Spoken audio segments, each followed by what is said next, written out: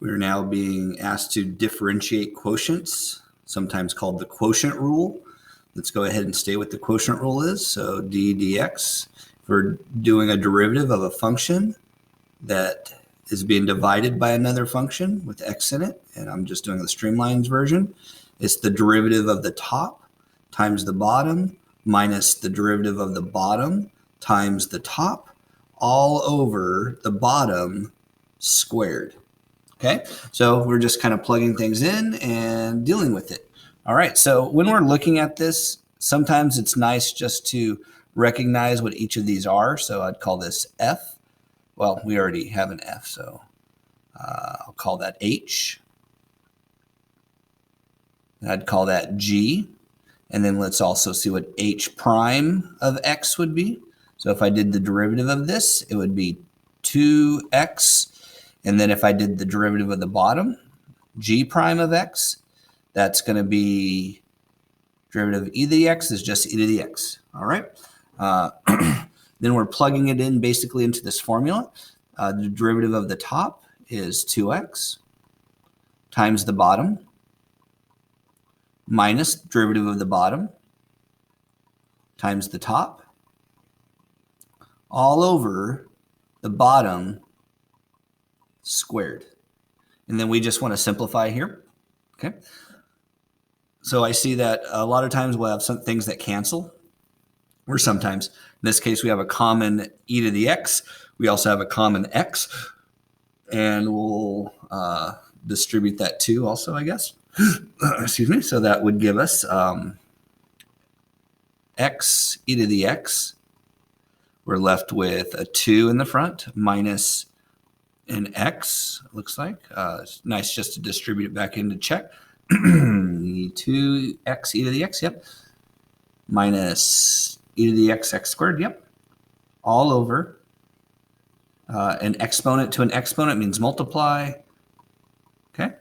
So, but basically it might be easier to think about it as e to the x times e to the x here, but either way, we got one of these that cancel. So the e to the x cancels with e to the x. And I now have x times 2 minus x all over e to the x. That's what I get. And then it's hard to know if they want us to distribute that back through or not, but I'm not going to worry about it. Let's just see how we did.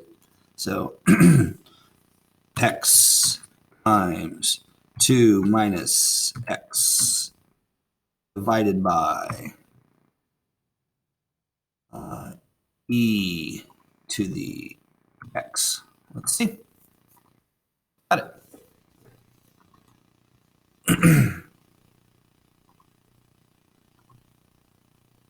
Very similar problem. Exactly the same type of steps here. So you can either do it in your head or list it out like I did. So when you start getting better, so derivative of the top times the bottom minus derivative of the bottom times the top. It's an F. Sorry, it's an ugly F. Sorry, F, all over the bottom squared. So how I would do it is I would just jump right in. Let's label it at least. That's F and that's G. So the derivative of the top is e to the x times the bottom minus the derivative of the bottom is 1 times the top all over the bottom squared. Okay. And it looks like they want us to factor out the e to the x.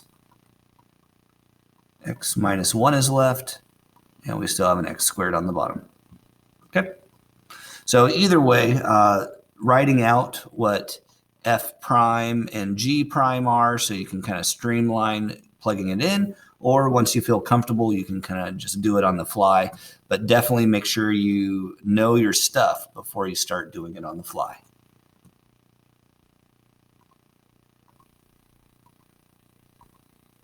And same type of problem. So yeah.